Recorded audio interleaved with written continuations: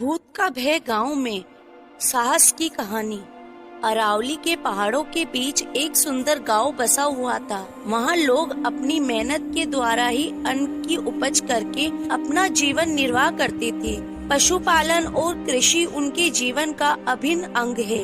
वह मनोरंजन के लिए ताश खेलते, मुर्गियों का युद्ध कराते, महिलाएं टोकरी बनाना, जूड़ा बनाना आदि छोटे मोटे लघु उद्योगों का कार्य करती है। गांव के बाहर एक कच्चा कुआं है। रात के अंधेरे में वहां कोई भी नहीं जाता, क्योंकि उस कुएं के बारे में कई सारी कहानियां लोगों ने सुन चुकी थी। कुछ लोग कहते हैं उस गांव के कुएं के पास बहुत सारे भूत रात को पानी पीने आते हैं। कुछ लोग बताते हैं कि एक दिन राहगीर उस कुएं में गिरकर मर गया था और उसकी आत्मा अब वहीं भटकती रहती है, और कोई जाता है तो उसे मार डालती है। ना जाने कितनी कथाएं उस कुएं को लेकर बनाई गई थी, किंतु कोई भी व्यक्ति शाम के बाद उस रास्ते नहीं जाता। एक दिन की बात है, गांव में लोग आपस में उस कुएं को लेकर बात कर रहे थे। उसमें एक लोहार भी शामिल था। उसने सभी की बातों को काटते हुए कहा कि भूत नहीं होता और मैं भूत को नहीं मानता हूँ। लोग उसे डांटने लगे और उसे भूत होने का यकीन दिलाने लगे, किंतु लोहार डटकर उनका सामना करने लगा और कहने लगा, भूत नहीं होता है, मैं उस कुएं के पास जाकर सबको साबित करूँगा।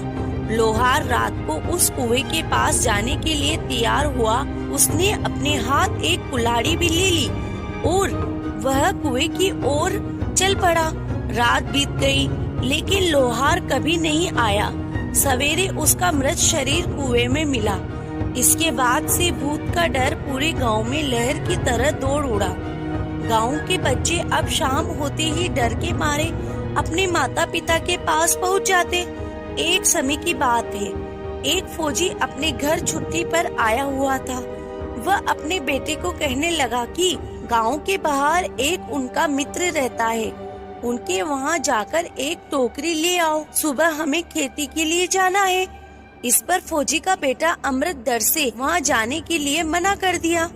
फौजी ने उसके डर का कारण जाना तो समझ में आया कि गांव में भूतों का भय है, जिसके कारण पूरे गांव में रात के अंधेरे में बाहर कोई भी नहीं निकलता। इस डर को अपने बेटे के जहन से दूर करने के लिए फौजी ने ठान लिया, क्योंकि वह फौजी का बेटा था और फौजी के सामने डर का नाम कोई चीज नहीं होती।